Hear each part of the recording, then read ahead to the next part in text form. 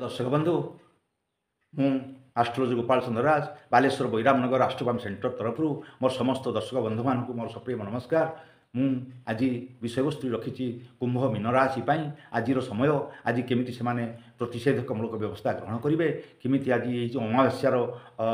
दिनटी से केमी पाड़े केमी पाड़े से शुभ हम से विषय आज आलोचना। तेणु आज मु सर्वप्रथमे आपण को कहबी आप निश्चित भाव में विषयटी मूल शेष पर्यटन देखूँ एवं स्मॉल छोट भिडियोटे किसी असुविधा ना। तेणु आज यदि आम जा विषय वस्तु को आपण कुंभ राशि एवं आपणकर पंचम स्थान अमावास्या जुग रोचे पंचम स्थान आज रवि एवं चंद्र जिते मिलित होती आज रविवार एवं पुष्या नक्षत्र तेणु रवि पुष्या जुग आपणकर रोचे रवि पुष्या जुग गोटे बहुत बढ़िया जुग किंतु अमावास्या ये टिके प्रोब्लेम आनी आपण को छिड़ा करेब। तेणु ये जो नेगेटिवली आपन को प्रोब्लेम करिवो आपन पिलापिली तरफ निश्चित भाव में किसी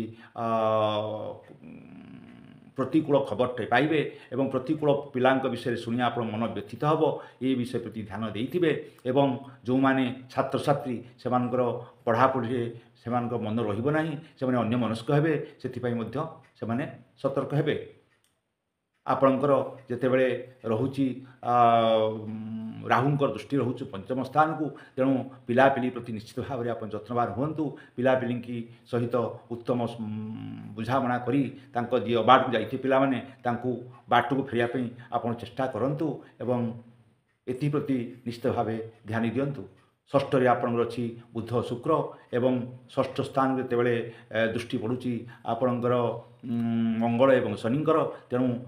शत्रु प्रति बा निजर पड़ोशी प्रति बा निज रोग प्रति यथेष्ट सावधान अवलंबन करंतु। जदि आपणकर कहीं पिलापिली जन्म होता है आज जदि आप बापा माँ होता आज ताहले आप निश्चित भाव में पितृरिष्ट बा मातृरिष्ट जोग आपणकर अच्छी तेणु से सतर्क हे। जदि आपणकर पिला आज जन्म होता है से आप मातृरिष्ट बा पितृष्ट प्रतिकार निश्चित करेंगे। आम जदि जा मीन राशि से भाई कथा जदि मीन राशि आम देखा मीन राशि चतुर्थ स्थान रे अमावास्या जुग ये चतुर्थ स्थान जेहेतु पारिवारिक सुख शांति जगह पारिवारिक सुख शांति आपको अंधार अंधार लगे आपणकर माँ किंबा शाशु एमती मातृस्थानीय व्यक्ति देह असुस्थ हम से आप कटु कथा के कहतु ना जहाँ भी सहित संपर्क ठीक बाटे बनई रखु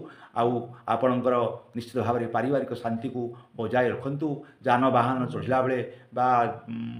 कुआड़े मार्केट को बाहरला बेले कि कुआड़े जा बेले सतर्क हो रुहतु आउ निश्चित भाव में आपणकर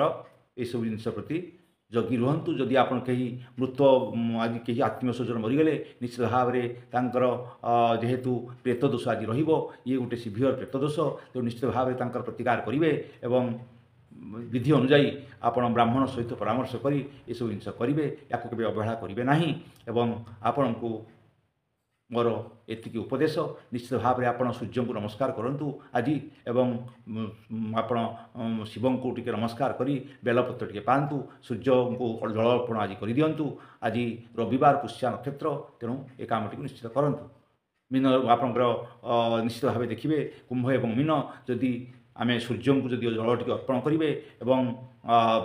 महादेव को दर्शन कर बेलपत्र पाइदेवे ये आप किसी नेगेटिव जिन कटिज तेणु एप्रति आप जत्नवान हूँ। एतिक रही एवं पुणी परदिन देखा। धन्यवाद।